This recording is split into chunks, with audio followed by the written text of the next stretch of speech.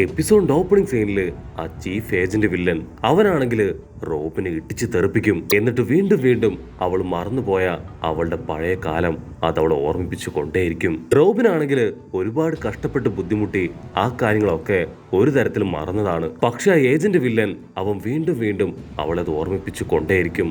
അപ്പൊ അവള് പഴയൊരു ഇമാജിനേഷനില് ആരൊക്കെയോ ചേർന്ന് കൊല്ലുന്നതായിട്ട് കാണും. അവള് പേടിച്ച് നടുങ്ങി അങ്ങനെ വിറയ്ക്കാനായിട്ട് ആരംഭിക്കും. ഇവിടെ വില്ലനാണെങ്കിൽ വീണ്ടും അവളെ പ്രവോക്ക് ചെയ്തിട്ട് പറയും, നിന്നെ എനിക്ക് ആവശ്യമുള്ളതുപോലെ ഞാൻ ഉപയോഗിക്കും. അതിനുശേഷം മെന്റലിയും ഫിസിക്കലിയും നിന്നെ ടോർച്ചർ ചെയ്ത് ഞാൻ നിന്നെ തല്ലിക്കൊന്ന് കടലിലേക്ക് വലിച്ചെറിയും. പിന്നീട് ഒരു കാരണവശാലും നീ ജീവനോടുകൂടെ തിരികെ വരില്ല എന്ന് പറഞ്ഞ് അവൻ ആർത്തിച്ചിരിക്കും. ആ വില്ലൻ അവൻ വീണ്ടും ഇപ്പൊ റോബിനെ നോക്കി പറയും, നിന്നെ രക്ഷിക്കാൻ വന്ന ആ സ്ട്രോ ഹാർട്ട് ലൂഫിയൻ ടീമും നേവി ബേസിലുണ്ട്. ഈ നേവി ബേസിന്റെ യഥാർത്ഥ സ്ട്രെങ്ത് അവർക്കറിയില്ല. എനിക്കിതുവരെ ഒരു ഫോൺ കോൾ പോലും വന്നിട്ടില്ല. 10,000-കണക്കിന് മിലിറ്ററി ഫോഴ്സിന്റെ കയ്യിൽ നിന്ന് തല്ലു വാങ്ങി അവരെല്ലാവരും ഇതിനോടകം മരിച്ചിട്ടുണ്ടാവും. ഇനി ഇൻ കേസ് ആർക്കെങ്കിലും ജീവൻ ബാക്കിയുണ്ടെങ്കിൽ നിങ്ങളുടെ കൂടെ തന്നെ അവരെയും ഞങ്ങൾ തുറങ്കിലടയ്ക്കും. അത് കേട്ട് റോബിൻ അവൾ ഒരു സെക്കൻഡ് അങ്ങനെ ഫ്രീസായി പോവും. കാരണം അവൾ സറണ്ടർ ആയതും ഇവർ പറഞ്ഞതൊക്കെ അനുസരിച്ചതും അവർക്ക് വേണ്ടിയാണ്. അവർക്കൊരു പോറിൽ പോലും പറ്റാതിരിക്കാനാണ് ഇവൾ ഇത്രയും സാക്രിഫൈസ് ചെയ്തത്. അവൾ ഒരുപാട് ദേഷ്യത്തിലും ഒത്തിരി സങ്കടത്തിലും പറയും, അവരോട് ഞാൻ ഒരുപാട് തവണ പറഞ്ഞതാണ് എന്റെ പിന്നാലെ വരരുത് എന്ന്. എന്നിട്ട് വീണ്ടും അവർ എന്നെ തേടി ഇവിടേക്ക് വന്നോ? പക്ഷെ അപ്പോഴായിരിക്കും ഒരു വമ്പൻ ട്വിസ്റ്റ് ആ ഏജന്റ് വില്ലൻ പറയാ, ഞാൻ വെച്ച എഗ്രിമെന്റ് അത് മറ്റൊന്നുമല്ല. നീ സറണ്ടർ ചെയ്യുകയാണെങ്കിൽ നിന്റെ ടീമിലുള്ള ബാക്കി ആൾക്കാരെ വാട്ടർ 7-ൽ തന്നെ ഞങ്ങൾ ഫ്രീ ആയിട്ട് വിടും, അവരെ അറസ്റ്റ് ചെയ്യില്ല എന്നാണ്. പക്ഷെ അവരായിട്ടാണ് ഇപ്പൊ ഇവിടേക്ക് വന്നത്. അതും പോരാതെ അവർ നേവി ബേസ് അറ്റാക്ക് ചെയ്തു. സോ ഇത്രയും മതി അവർ അറസ്റ്റ് ചെയ്യാനും അവർക്ക് ആവശ്യമായിട്ടുള്ള ശിക്ഷ അതെനിക്ക് കൊടുക്കാനും. അത് കേട്ട ഫ്രാങ്കി അവൻ ദേഷ്യപ്പെട്ട് പറയും, നീ ഇത്രയും കഷ്ടപ്പെട്ട് റോബിനെ പറ്റിച്ചല്ലേ? എന്നിട്ട് വീണ്ടും വീണ്ടും അവളെ ചീറ്റ് ചെയ്യാൻ ശ്രമിക്കുകയാണ്. അത് കേട്ട ഏജന്റ് വില്ലൻ അവൻ വീണ്ടും ഫ്രാങ്കിയുടെ മുഖത്ത് ആഞ്ഞു ചവിട്ടും. നിനക്കത്ര ധൈര്യം ഉണ്ടെങ്കിൽ എനിക്കെതിരെ സംസാരിക്കും. ഞാൻ എന്തിന് ഇവളെപ്പോലൊരു ക്രിമിനലിന് വാക്കു കൊടുക്കണം? നിങ്ങൾ രണ്ടുപേരും ക്രിമിനൽസ് ആണ്. സോ നിങ്ങൾ ഞാനുമായിട്ട് യാതൊരു കണക്ഷനോ പ്രോമിസോ ഒന്നുമില്ലാന്ന് പറഞ്ഞ് അവനിപ്പോ റോബിനെയും ആഞ്ഞു ചവിട്ടും. ഞങ്ങൾ എല്ലാവരും നേവി ഓഫീസേഴ്സ് ആണ്. ഞങ്ങളുടെ മുൻപില് ക്രിമിനൽസിനോട് യാതൊരു ദയയും ഞങ്ങൾ കാണിക്കാറില്ല. സുപ്രീം കോർട്ട് ഓഫ് ജസ്റ്റിസിന് മുൻപില് ഞങ്ങൾ എന്ത് വിധി കൽപ്പിക്കുന്നോ അത് അതേപടി അംഗീകരിക്കാനും സ്വീകരിക്കാനും വേണ്ടി മാത്രം ജീവിക്കുന്ന ജന്മങ്ങളാണ് നിങ്ങൾ. അവിടുന്ന് അങ്ങനെ കട്ട് ചെയ്ത ഇവിടെ ലൂഫി അവനാണെങ്കിൽ കൈ ചുരുട്ടി അറഞ്ചം ആ നേവി ഓഫീസേഴ്സിനെ ഇടിച്ച് തെറിപ്പിക്കും. എങ്ങനെയെങ്കിലും എനിക്ക് ഇവിടുന്ന് രക്ഷപ്പെടണം, റോബിനെ അവളെ കണ്ടെത്തണം.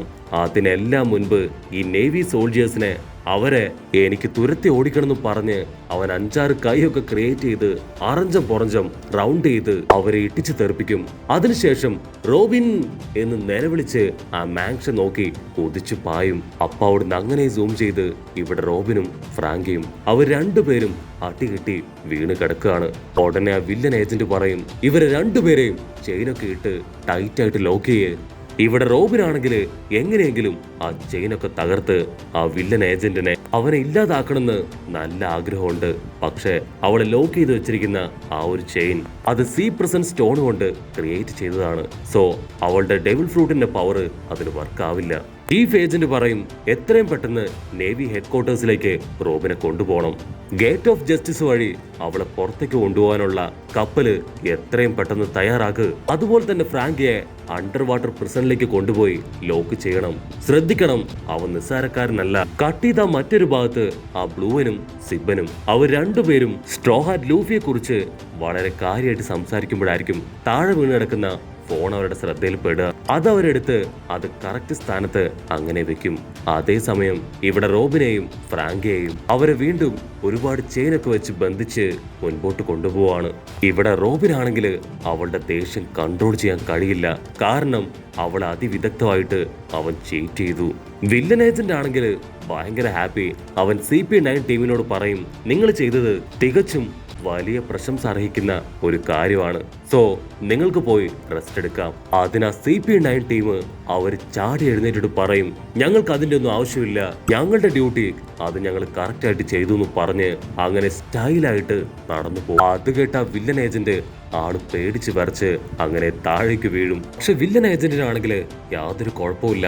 അവനാണെങ്കിൽ ഭയങ്കര സന്തോഷം. CP9 പോലുള്ള ഇത്രയും പവർഫുൾ ആയിട്ടൊരു ടീം അവന് കിട്ടിയതിനെ ഓർത്ത് അവൻ തുള്ളിച്ചാടും. ഉറപ്പായിട്ടും അവരെ വെച്ച് എനിക്ക് ആവശ്യമുള്ള എല്ലാ കാര്യങ്ങളും എന്നെ കൊണ്ട് നേടിയെടുക്കാൻ കഴിയും. കട്ട് ചെയ്ത ഫ്രാങ്കി ടീംസും സാഞ്ചിയും അവരാണെങ്കിൽ ആ 2 ബുള്ളുകളുമായി ഇപ്പൊ ഗേറ്റ് തകർത്ത് അകത്തേക്ക് കയറി കഴിഞ്ഞു.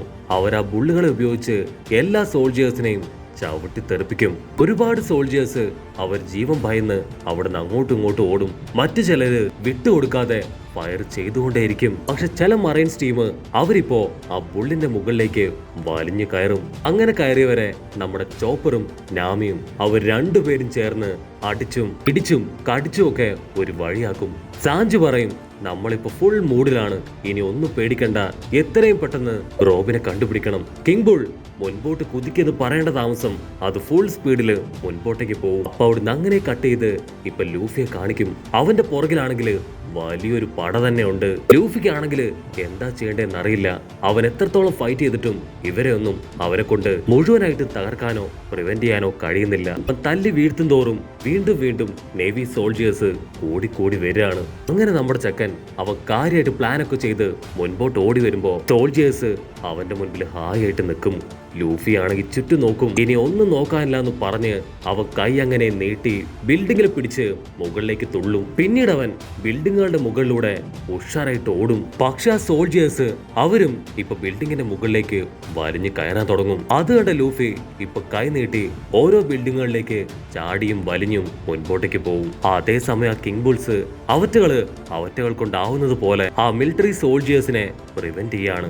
അപ്പോഴായിരിക്കും അതിലൊരു കിങ് ബുള്ള് ചോപ്പറിനോട് ഒരു കാര്യം പറയാ.